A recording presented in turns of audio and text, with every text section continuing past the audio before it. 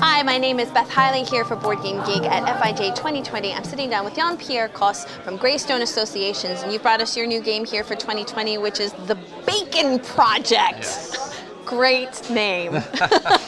Thank you. All right, so what are we, thematically, what's happening in Bacon Project? So Bacon Project is a action game. Well, it's a combat type game where two players will fight it out with a character. And with that character, they have to defeat the other character to win the game. So it is really fighting a PvP type game. And Yep. So basically, each player has a character, and they can choose the character between a big roster. Yeah, I was going to say, there's quite a lot there. There's quite a few characters here, so I'm not sure we'll be able to see them all very clearly. Nevertheless... Here, there we go. Yep, you read my mind. There we go. So yeah, a lot. A lot of characters, and they all have each character has their own specialization in how you want to play the game. So like all PvP type games, there are different strategies, and each character offers a different set of strategies that are possible.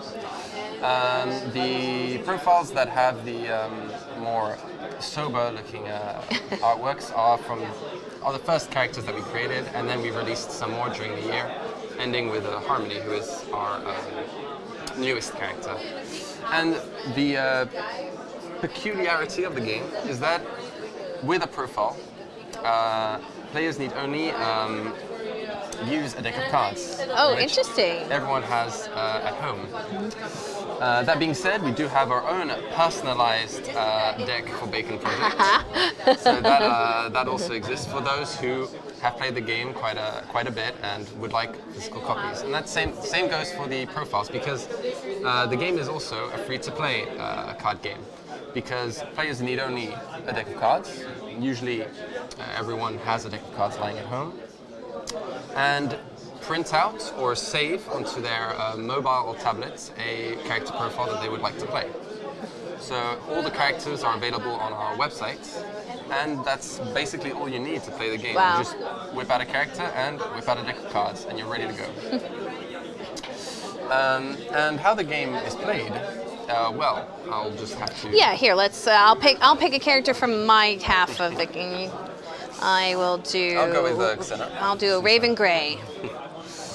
So, this game, as it is a PvP, there are quite a few rules, but we decided that to compensate for the complicated set of rules, that the layout is quite simple. So each player is in front of each other, and you only have two zones where you place cards. So one zone, you know what, I'll actually take out the pretty set of cards. Fancy ones. Yeah. So players will begin by, before shuffling the deck, they'll begin by taking out the two ace cards, they must be red, and placing it next to their base level. So this basically just represents the starting level that you'll be playing the character. So if I'm playing Xena, I'll start at level 4, while you'll start at level 3. And much like in video games, the level just signifies what the player is able to activate in terms of abilities, in terms of spells, at the beginning of the game. So since I'm level 4, I can use spells that are amidst my level. So level 4 spells, level 3 spells, etc. So, and basically, how to actually cast these spells is also with the deck of cards. You'll be putting down a number, and it will activate the corresponding ability that is listed on the character. I'm going to flip mine on the side just so we can read it on the overhead camera. Yes. So if I was playing that Black 2 with Raven Grey here, am I doing a Shadow Blade? That's exactly it, yes. Okay. So there are 4 sets of 2s in the game, which means there are multiple occasions where you can activate Shadow Blade. But if I'm activating the 2, it'll activate a different ability, just like in every character, ability changes. And each number in the deck of cards corresponds to an ability that is listed on the character profile.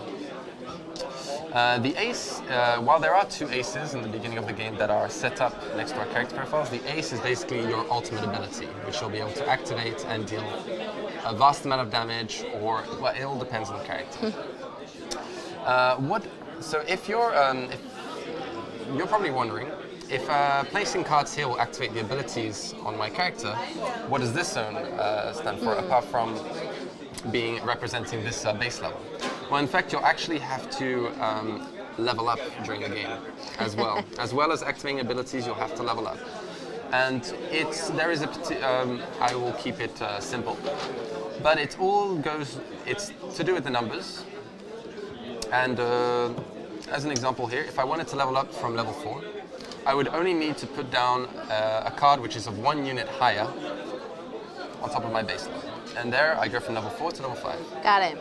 Very simple. There are other ways to level up, which I won't go into right now. But that is the standard way of leveling up until you reach level 10. Once you reach level 10, you can activate any ability you want in front of you, from 2 to 10.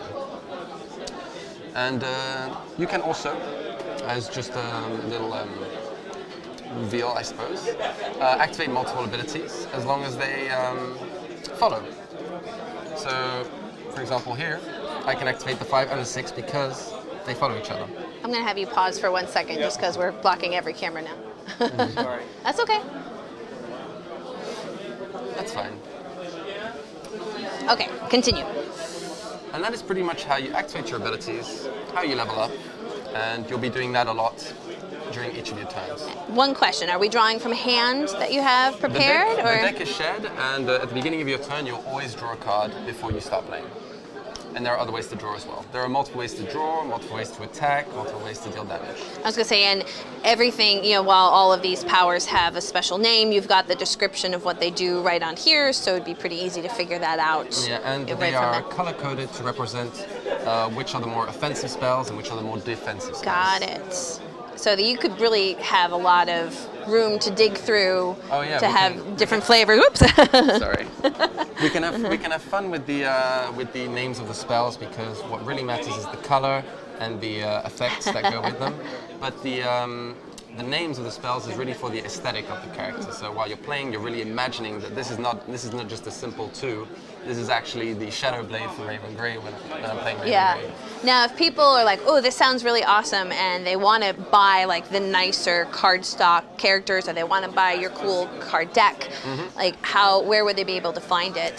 So right now, we have been selling them in Lyon at a small store, but we plan in May to actually start selling them online. Great. So it will be in May, which is roughly the deadline that we've given ourselves, and that will be announced on all our social media pages. I'm sure many are. I know that quite a few of our fans have been really hyped up for that. Actually. Because in addition to this is also a game that we keep expanding. We keep adding new characters, so they want the new characters, and we keep adding new artwork to the. Wonderful. Completing the lore around the game as well. Well, if you guys want to check that out, this is the Bacon Project, which is by Greystone Associations. And Jan-Pierre, thank you so much. Well, thank you.